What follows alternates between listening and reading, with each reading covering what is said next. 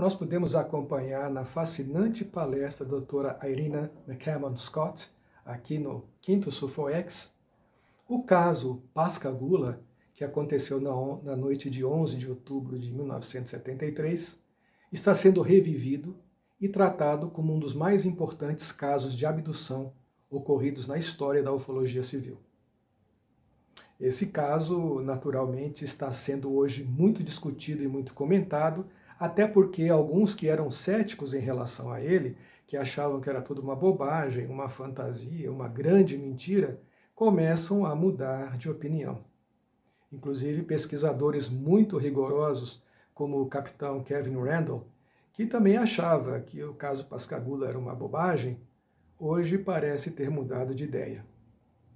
Pesquisas mais recentes estão mostrando que testemunhas novas apareceram para dizer que a experiência de Charles Hickson e Calvin Parker naquela noite de 73 pode ter sido muito mais do que uma simples alucinação, conforme especularam alguns pesquisadores mais céticos. Em 1983, um dos contatados, o Charles Hickson, e o William Mendes lançaram um livro intitulado UFO Contact at Pascagoula. O livro, naturalmente, foi acolhido com muita curiosidade por ufofilistas e ufologistas, mas sofreu duros ataques por aqueles céticos mais rigorosos. O que ele dizia, naturalmente, é que às margens do rio Pascagoula, no Mississippi, ele teve, juntamente com Calvin Parker, a assustadora experiência de ver um objeto com mais ou menos 10 metros de comprimento, envolto numa luz azulada, aproximar-se deles e quase que aterrissar. Pairou sobre o solo, na proximidade dos dois, e de dentro do objeto teriam saído 3 criaturas muito esquisitas, que tinham o aspecto de entidades robóticas. São criaturas, segundo a descrição do Charles Hickson no livro, criaturas que pareciam ter a pele de elefante, aquela pele bastante enrugada, e as mãos com o formato de pinças, como tenazes de caranguejos. Essas entidades não teriam rosto, mas sim uma cabeça com 3 antenas, 2 no lugar das orelhas e uma terceira antena no que seria o nariz. Essas criaturas teriam flutuado em direção a eles e teriam levado os dois para o interior de uma nave, daquele disco voador. E no interior daquela nave, ambos teriam sido submetidos a exames clínicos. Esses exames, inclusive, teriam tido a participação de uma criatura que parecia até humana. Isso foi descrito, e naturalmente foi recebido assim com alguma desconfiança, especialmente por aqueles que não acreditam no fenômeno UFO, no fenômeno OVNI, e, claro, muitas pessoas quiseram saber por que eles teriam inventado essa história. 2 pescadores, 2 pessoas muito simples, que naquela madrugada teriam inventado uma abdução. Pois bem, hoje o caso Pascagoula, como nós falamos antes, está sofrendo um renascimento, muito em função das pesquisas da doutora Irina Scott e do pesquisador britânico, do veterano pesquisador britânico Philip Mantle. O doutor Joseph Allen Hynek, astrônomo, considerado como o pai da ufologia civil, foi um dos pesquisadores renomados e de alta credibilidade que teve a oportunidade de pesquisar o caso logo depois das ocorrências. Ele foi a Pascagoula, fez algumas investigações e teve então a oportunidade de levantar os fatos relacionados à abdução. O Dr. Hynek disse o seguinte a respeito daquilo que pôde constatar na época. Fui até Pascagoula completamente negativo, mas trabalhei com aqueles homens por algum tempo. Ouvi as fitas que foram feitas quando eles não sabiam que estavam sendo gravados. Vi como Charlie se comportou sob hipnose e, finalmente, o teste de detecção de mentiras. Todas essas coisas me convenceram que ele não estava inventando. eles tiveram uma experiência e ponto final. Esse foi o depoimento do Dr. Joseph Allen Hynek, que para muitos pesquisadores da ufologia é um dos nomes mais respeitados da história da ufologia civil. Calvin Parker ficou muito traumatizado com essa experiência, pelo menos é o que todos os pesquisadores constataram na época. Ele não queria falar sobre isso e por muitos anos manteve silêncio. Ele simplesmente não queria comentar nada a respeito. Aliás, disse que logo em seguida à experiência da abdução, ele e Charles Hickson tinham decidido não falar nada para ninguém. Foi no caminho para a cidade que o Charles Hickson convenceu Calvin Parker a compartilhar a experiência com as autoridades, porque eles acharam que era importante fazer isso, né? O carro que eles estavam usando na época, inclusive, segundo as narrativas do Calvin Parker, estava com o vidro de uma janela quebrada e o carro, apesar de ser novo, teve dificuldades de funcionamento. Ele não queria pegar, talvez até pela ação da presença do suposto objeto voador não identificado.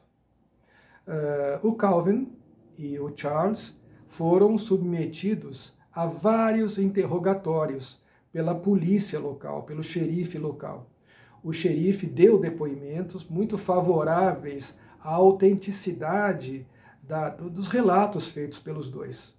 O xerife ficou muito impressionado com o estado emocional dos amigos, que realmente pareciam muito abalados quando estavam descrevendo o que tinha acontecido. Eles foram submetidos a interrogatórios em separado. O xerife teve uma ideia, que na época era legal, hoje não é mais, de colocar um gravador escondido embaixo de uma mesa quando o Charles e o Calvin estavam sozinhos numa sala. E assim ele pôde gravar as conversas pessoais de ambos e constatar que os dois de fato estavam muito impressionados, muito chocados com o que tinha acontecido, não tinham mentido e estavam muito preocupados como seria a vida deles dali para frente. O Calvin dizia que estava muito abalado e que estava com muita vontade de ir para casa e tentar relaxar, porque ele não conseguia acalmar os nervos, né? E o Charles Hickson então disse a ele que o ajudaria a relaxar quando fossem para casa, talvez dando a ele algum remédio, alguma coisa, para que ele pudesse se acalmar. O Charles Hickson já faleceu, mas o Calvin Parker, em 2018 e em 2019, lançou 2 livros. Livros que ele procura detalhar as experiências, conforme não apenas as suas recordações, mas também a partir dos testes de detecção de mentiras, dos testes de estresse que fizeram com ele e também das experiências de hipnose regressiva.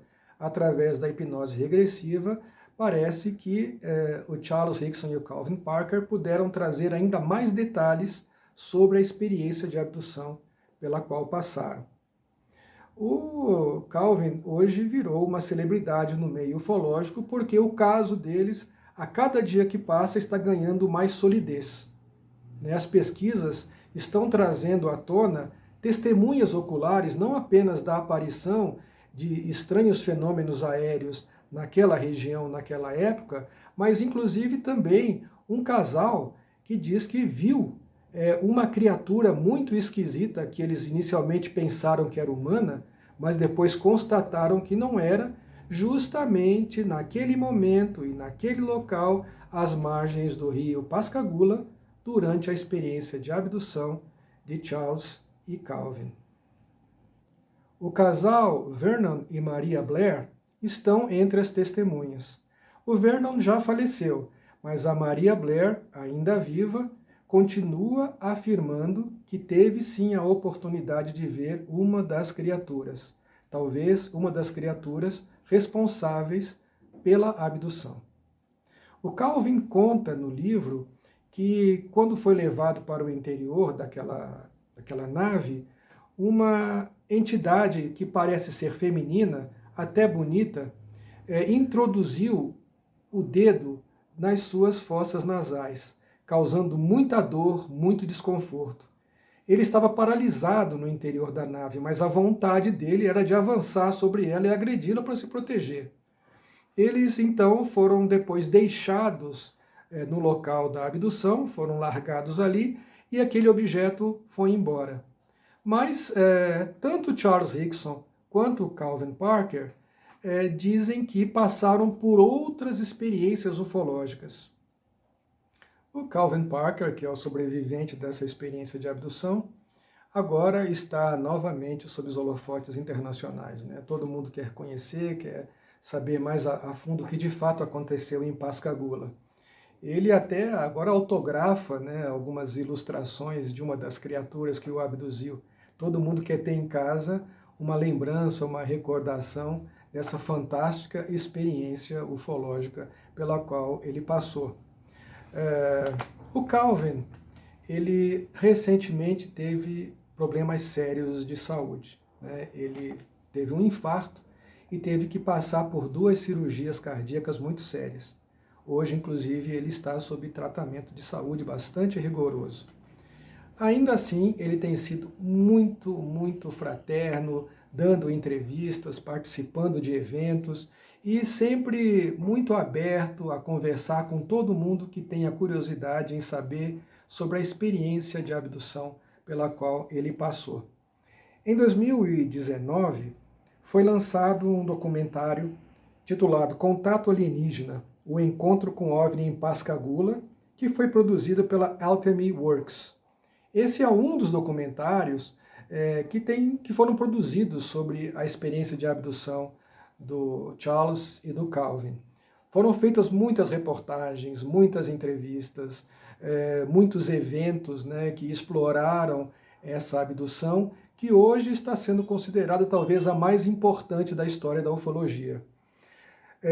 No local da abdução, a prefeitura do condado de Jackson mandou colocar uma placa que recorda o evento e esse lugar já está sendo visitado por turistas, né? Quer dizer, o Calvin, inclusive, foi convidado para ir lá para fazer a inauguração dessa placa que vocês podem ver aí. Em 2021, a doutora Irina McCammon Scott, que foi a oradora principal do nosso 5º Simpósio de Ufologia e Exobiologia, o SUFOEX, agora em 2022, lançou o livro Além de Pascagoula, o resto da impressionante história, pela Flying Disc Press, do colega Philip Mantle, do Reino Unido.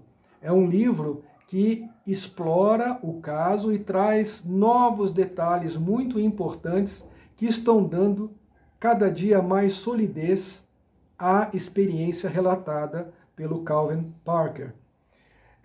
Neste ano de 2022, a doutora Irena McCammon Scott e o pesquisador já citado Philip Mantle lançaram também uma nova obra, O Contato Imediato em Pascagoula, que é um livro que também agora está trazendo um pouquinho mais de elementos que dão substância a esse evento de abdução. Bem, nós convidamos o contatado Calvin Parker para que nos desse uma entrevista exclusiva para o 5º SUFOEX. Apesar de estar em tratamento de saúde, apesar de estar tendo muito cuidado, né, com a saúde por recomendação médica, ele foi fraternalmente acessível e se dispôs a nos dar uma breve entrevista, né? Então é o que vocês vão ver agora, o meu diálogo com o novo amigo Calvin Parker, o sobrevivente da abdução em Pascagoula. Hello, Calvin.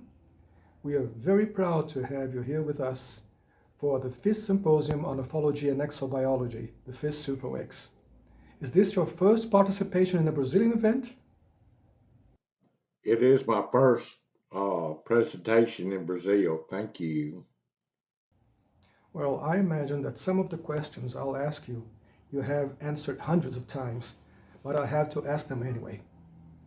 At the time of your first UFO experience, in 1973, you were 18 years old. You went fishing with Charles Hickson, who was 23 years older than you. Did you know Charles for a long time? I've known Charlie all my life. I went to school with his kids, and him and Daddy was good friends and used to fish together. Yeah, I've known Charlie a long time. You went fishing on the banks of the Pascagoula River. Was that place very different from what it is today? Was it a distant, isolated place? Did the both of you always go there to fish? Yeah, the old Shaw Peter shipyard is no longer there. It's a lot different. Cali Towing Company bought a big tugboat thing, and they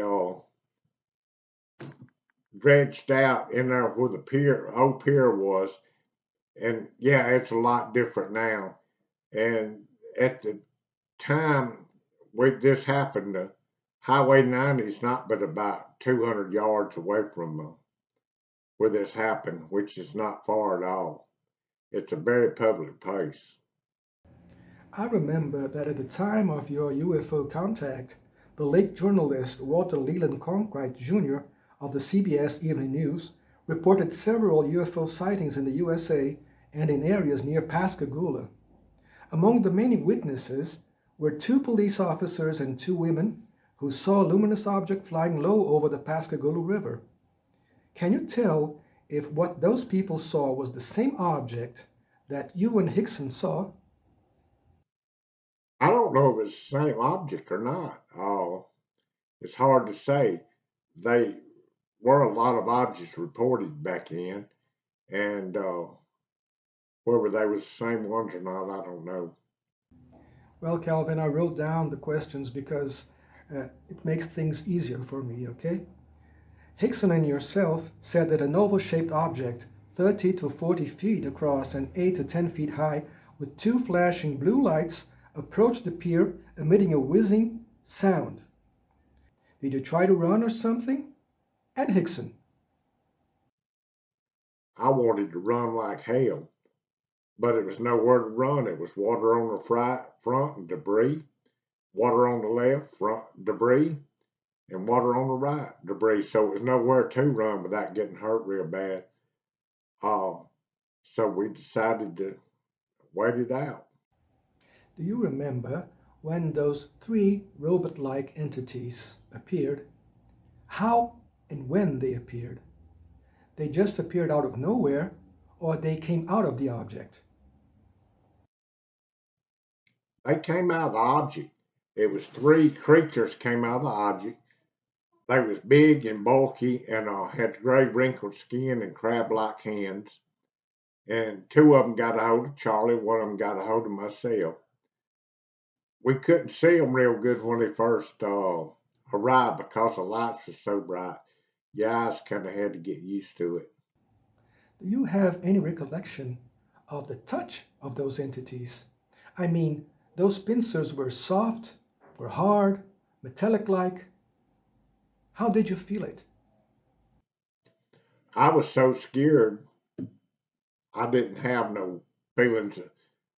None. I felt a stick in my left arm, which later on they found out they gave us an injection of some kind. But no, I didn't have no feelings whatsoever of their skin. So, you and Hickson were taken inside the craft. What was it like inside? Do you recall any mechanical sound? The object was floating, or did it land? I can't speak for Charlie. I can just speak for myself. But yeah, we was taken inside, and I was put in an examination room with a table on it. That's all I can remember. A glass table laying at probably a 45-degree angle. They put us in there. But yeah, I do remember that part. It wasn't no sounds that I could tell. The only thing I seen was a glass table, and there there wasn't a bunch of gadgets in there. Did those creatures communicate with you? How? Were there more creatures inside the craft? Do you have any idea why they abducted you guys? I guess it was two more robotic-looking creatures in there that was there. But the ones that was in there with me, I just had the one, and I had the female creature that examined me in there, and I don't have no idea how long we stayed in there. Anybody's guess is as good as mine why we were abducted. Why things happen, nobody knows. Why they chose us, I have no idea. In October 1973, a cab driver named John Lane claimed to have seen a strange creature with claw-like hands who knocked the window of his vehicle. Have you met the man? Do you know if that happened before or after your abduction experience? The passing out story was a story that me and Charlie fabricated because I didn't want to deal with the press. I didn't want people asking me a bunch of questions. And we figured the best way not for people to ask questions or the media to ask questions is not know nothing. And not knowing nothing is to say that I passed out because I didn't care if anybody knew anything or not. It is said that you and Hickson were taken to the sheriff's office where you reported what had happened to you. How did the sheriff react to your experience? We did call the sheriff department, or Charlie did. They came out, give me a sobriety test because I was driving, and we followed them to the sheriff department before they gave us a test to see if we'd been drinking or not. But from the minute on, they believed us, especially when they heard what they call the secret tape. They put us in a room by ourselves. We didn't have no idea the tape recorder was running. I was praying because I was scared to death. Well, another question from a colleague of mine. After the abduction, you were examined in a local hospital. Did the examinations discover anything abnormal in your bodies that could suggest a paranormal experience? They did find a mark on my arm where they had injected me, and I had forgot about it. Later on, Philip found a picture from the publisher of my book. Found a picture where they had injected me in my foot too. With a medical examiner said, "Yeah, Dr. Bosco was the doctor." So I had been injected twice by some kind of something. We've heard that you and Hickson were submitted to lie detector tests. What were the results? We both had lie detector tests and we both passed them. Uh, Philip Class even wanted Charlie. Philip Class didn't like me or Charlie. He wanted Charlie to take a different one, so Charlie flew to Chicago and took a different one by his Philip Class's examiner and passed it. I also took a voice stress test, which is better than a polygraph test, and passed it with flying colors. Well, here comes another question. And what about your families? How did your family members view your abduction? Did they believe your claims? You know, it's strange I never talked to my family. They knew about the abduction because it was all over the news, but I never talked to them. They never asked me about it, so I never mentioned it. In 2018, when I was doing the book, I told Philip, "Give me 10 books, and I'm going to give one to each member of my family and let them read it, and I don't have to sit down and tell them about it." The first time me and my wife of 50 years have talked about it was when the book come out, and it was strange telling her it takes a toll on your marriage keeping a secret that long. Well, here comes another interesting question. In 1974, Hickson claimed to have had additional encounters with aliens, and in 1983 authored a self-published book entitled UFO Contact at Pascagoula. Did he contact the same creatures? Did he know where they came from? I mean, were they extraterrestrials? The thing about me and Charlie when this happened, we never talked about it because I thought he leaked it to the media.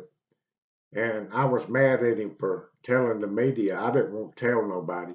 I just wanted to get up and go to work, resume my life the next day. So no, Charlie and I never talked uh, about what happened just a few minutes on the pier that night. We talked about 10 minutes what to do.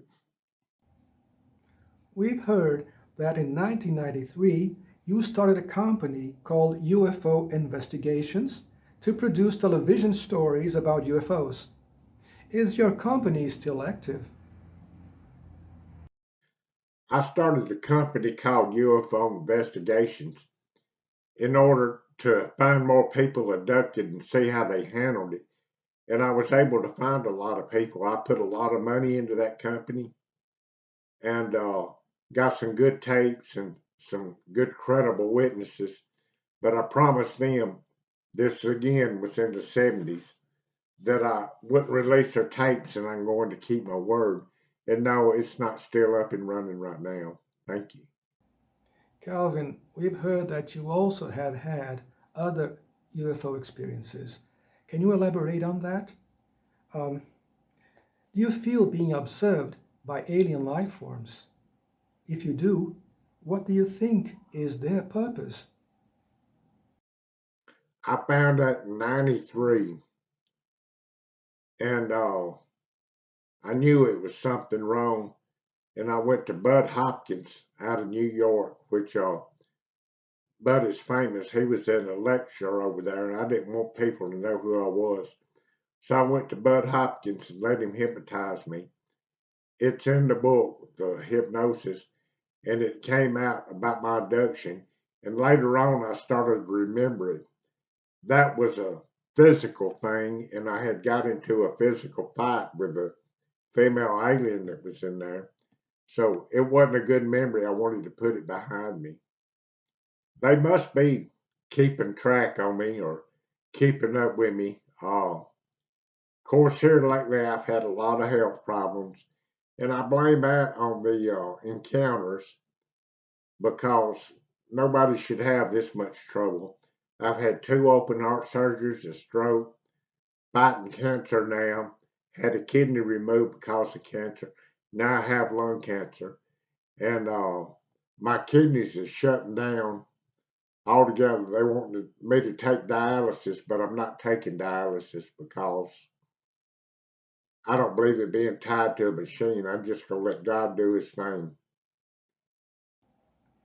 Well, skeptics like the late Philip Julian Klass used to say that all abduction reports are nothing more than pure fantasy. They don't believe that we are being visited by non human intelligent beings. Are you criticized a lot by skeptics? How do you deal with them? For the most part, people believe uh, when they spend a little time with me, they do believe me. The only debunker I ever been around was Philip Class, and he was an idiot. So, but yeah, for the most part, people believe it. The people that do criticize me or say something, I just don't pay them no attention because I don't care if they believe it or not. I know that it happened to me. I know what happened, and it's no skin off my back if they didn't believe me. I don't care if they believe it or not because you have to really be close minded not to believe something like this. Calvin, on behalf of the organizing committee of the fifth SUFOEX, I want to thank you once again for granting us with this interview. It was great to hear you and to know your standpoints concerning your UFO experience. We all wanted to hear what you have to say about the abduction phenomena. Thank you so much for your attention and kindness. We hope to contact you once again and to invite you for further interviews. Thank you so much. We wish you the best of luck and take care. Thank you for having me. I enjoyed this and I don't mind any questions. If you have more questions, please contact me and you know how to get a hold of me and we'll go over them again. Thank you.